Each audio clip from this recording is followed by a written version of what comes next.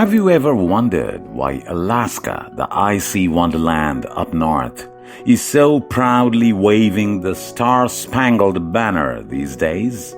Well, folks, today we're gonna get into this story that's like a blend of fascinating history and some big money moves. Back in 1867, and Alaska is still part of Mother Russia's vast empire. The land of rugged wilderness and icy wonders was once Russia's backyard, and Alaska wasn't waving the American flag.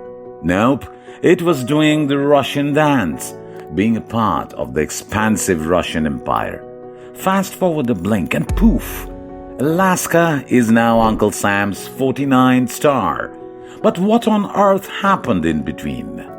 156 years ago, Russia found itself in a bit of a financial pickle. They decided to unload Alaska like a vintage collectible at a garage sale, handing it over to America for a mere $7.2 million. But fast forward to today, Alaska's GDP is flexing some serious muscle at around a hopping $50 billion. That's quite a transformation, right? So, back in 1867, there was this thing called the Alaska Purchase Treaty. Russia was all hyped up about expanding big time along the Pacific coast of North America. But guess what? They had a change of heart and decided to say goodbye to their whole Alaskan adventure. After a whole bunch of back and forth negotiations that could give a ping-pong match a run for its money, the United States strutted into the scene as a new great power in the Asia-Pacific region. Meet William Seward, a guy with a plan. He rocked the position of U.S. Secretary of State, and let me tell you, he really made a huge difference in getting that treaty signed.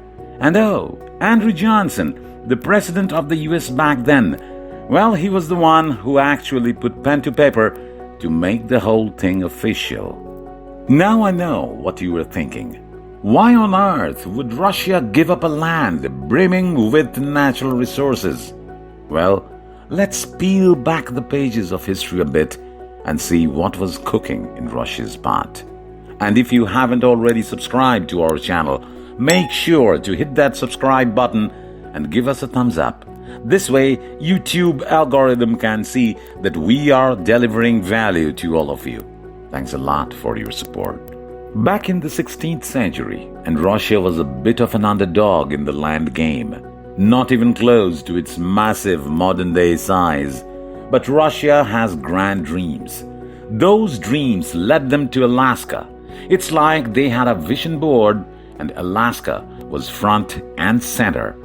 In the 18th century, a daring explorer named Vitus Bering sailed through the icy waters of the Bering Strait and made landfall in Alaska. He didn't have TikTok to document his journey, but he did bring back tales of sea otters, fur seals, and more. It's like a furry gold mine, but with fewer pickaxes and more fur. Back when the Crimean War was happening, Russia was getting all strategic on the global stage. They had their eyes on the slice of the Balkan pie, which meant getting cozy with the Ottoman Empire. Things got pretty tense, and before you know it, bam, war broke out. Russia had this little alliance going on with the United States, which kinda gave them a bit of a head start. But you know what? They still had some bumps in the road. Eventually the war wrapped up, and Russia was left nursing a bruised ego and seriously drained bank account. Fast forward to the mid-1800s, and Russia's wallet was feeling lighter than air. So they did what anyone would do in a tough spot. They put Alaska up for grabs. Now remember, Alaska wasn't the cozy hotspot it is today. It was remote, rugged, and about as hospitable as a cactus at a tea party. When the offer to buy Alaska came knocking, the United States had a bit of a choice to make. And guess what? They decided to go all in. After a bit of haggling and back and forth, They sealed the deal at a cool $7.2 million. That's like buying a mansion for a price of a mid-range car today. The paperwork was signed, the ink was dry, and Alaska officially became an American playground. In 1867, the Alaska Treaty was born and the transition began. It was like Alaska was packing its bags and moving to a new home. Over the next few decades, Alaska went through a bit of an identity crisis.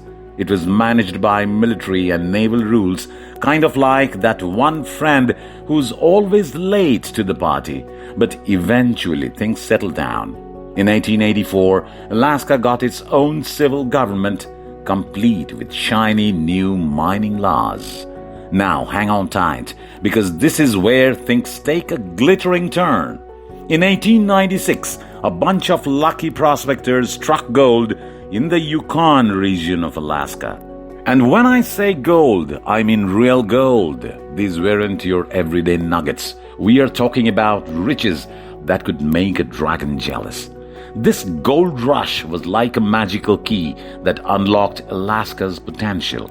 Suddenly, the once ignored land became the apple of everyone's eye. The Klondike gold fields were like the hottest ticket in town, and Alaska was basking in the spotlight. As the Second World War came knocking, Alaska's strategic importance came to the forefront. It wasn't just a land of natural beauty anymore. It was a crucial player in global affairs. And on 3rd January 1959, Alaska got a shiny new status. It became the 49th state of the United States, joining the ranks of the Stars and Stripes. So there you have it, folks. A whirlwind journey from Russia's outpost to America's treasure trove. That's the story of Alaska. It's a tale of exploration, diplomacy, and a touch of luck that transformed a distant land into an integral part of the United States. So next time you are sipping hot cocoa in Anchorage or hiking through Denali National Park, remember the rich history that shaped this breathtaking corner of the world.